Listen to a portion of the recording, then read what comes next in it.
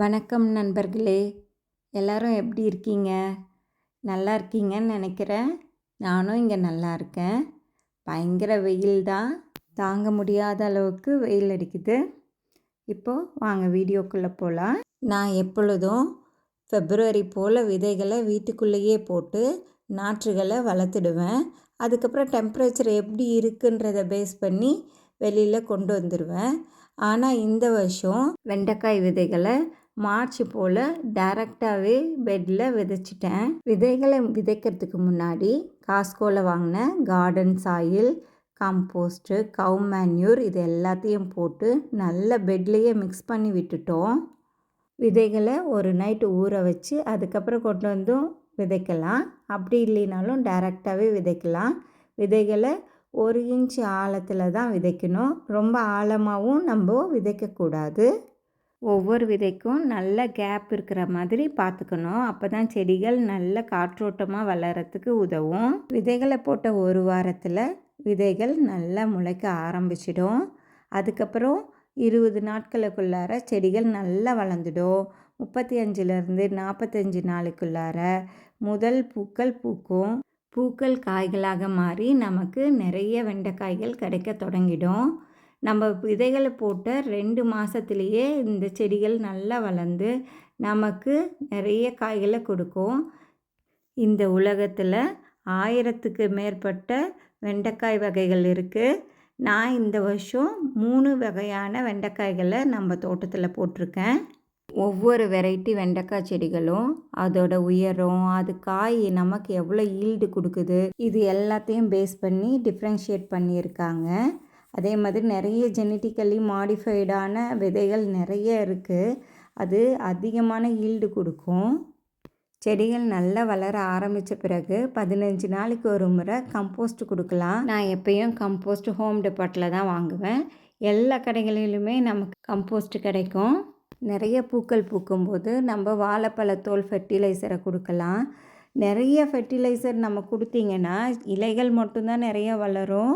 பூக்கள் பூத்து காய்கள் கிடைக்கிறது ரொம்ப கம்மியாயிடும். அதனால் எப்பயும் ஃபெர்டிலைசர் கொடுக்கும்போது பார்த்து கொடுங்க.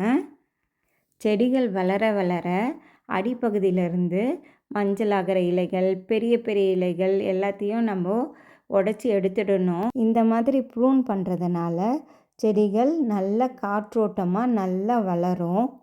இந்த இலைகளில் எந்த நோய் தாக்குதலும் இல்லைன்னா அந்த இலைகளை வேர் பகுதியில் போட்டுடலாம். கம்போஸ்டாக மாறிடும். செடிகள் நல்லா வளர ஆரம்பித்த பிறகு நமக்கு நிறைய காய்களை கொடுக்க ஆரம்பிச்சிடும்.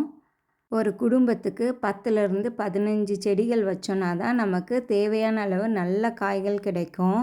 1-2 செடிகள் வச்சோன்னா அதிலிருந்து கிடைக்கிற காய்கள் ஒரு குடும்பத்துக்கு போதாது.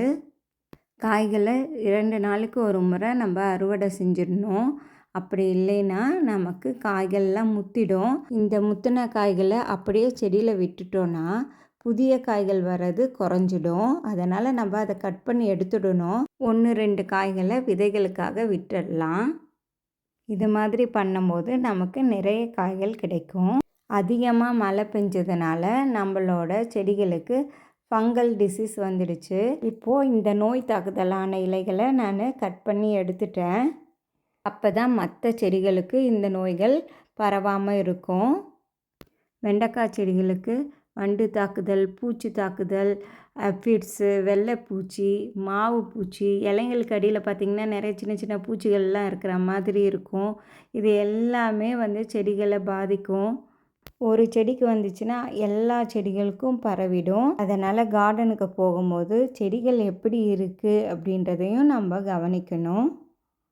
என்னுடைய செடிகளுக்கு வண்டு தாக்குதல், ஃபங்கல் டிசீஸ் எல்லாம் இருக்குது. அதை கண்ட்ரோல் பண்ணுறதுக்காக நீம் ஆயில் ஸ்ப்ரே பண்ணேன். இந்த நீம் ஆயில் தான் நான் யூஸ் பண்ணிகிட்ருக்கேன். இதை ஹோம் டெபார்ட்டில் வாங்கினேன். இந்த கான்சன்ட்ரேட்டட் நீம் ஆயிலை 1 லிட்டர் வாட்டரில் 5 ml ஆட் பண்ணிக்கணும். அது கூட ஒரு சில துளிகள் டிஷ்வாஷிங் லிக்விடை ஆட் பண்ணிக்கணும். இது எல்லாத்தையும் அந்த ஸ்ப்ரே பாட்டிலில் போட்டு நல்லா மிக்ஸ் பண்ணிவிட்டு அந்த லிக்விடை நம்ம செடிகளுக்கெல்லாம் ஸ்ப்ரே பண்ணி விட்டேன். அதுக்கப்புறம் எந்த நோய் தாக்குதலும் இல்லை, எல்லாமும் கண்ட்ரோல் ஆகிடுச்சு. செடிகளும் நல்லா வளர்ந்துடுச்சு. இங்கே பார்த்தீங்கனாலே உங்களுக்கு தெரியும் செடிகள் எவ்வளோ உயரமாக பசுமையாக வளர்ந்துருக்கு.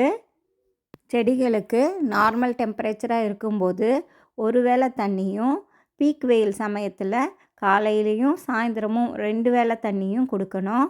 அப்போ தான் செடிகள் நல்லா வளரும். இந்த வீடியோ எடுக்கும்போது இங்கே டெம்பரேச்சர் 103 அடிச்சிட்ருக்கு. 2 வேளை தண்ணீர் கொடுக்கறதுனால தான் நம்ம செடிகள் இந்த மாதிரி பசுமையாக இருக்குது. இல்லைன்னா செடிகள் கண்டிப்பாக காஞ்சிடும். இவ்வளோ வெயில் அடிக்குதே, அதனால் நம்ம செடி மேலே தண்ணி ஸ்ப்ரே பண்ணுவோம் அப்படின்ட்டு நம்ம செடிகள் மேலே ஸ்ப்ரே பண்ணக்கூடாது. நான் சொன்ன இந்த டிப்ஸ் எல்லாம் நீங்களும் ஃபாலோ பண்ணிங்கன்னா உங்களுக்கும் இந்த மாதிரி நிறைய வெண்டைக்காய்கள் கிடைக்கும். நிறைய காய்கள் வரும்போது அதை நான் கட் பண்ணி ஃப்ரீஸ் பண்ணி வச்சுடுவேன். அப்கமிங் வீடியோஸில் நான் உங்களுக்கு அதை காமிக்கிறேன். உங்களுக்கு இந்த வீடியோ பிடிச்சிருந்தா லைக் பண்ணுங்கள், ஷேர் பண்ணுங்கள், சப்ஸ்கிரைப் பண்ணுங்கள், பெல் ஐக்கானை ப்ரெஸ் பண்ணுங்கள். ஆதரவுக்கு நன்றி.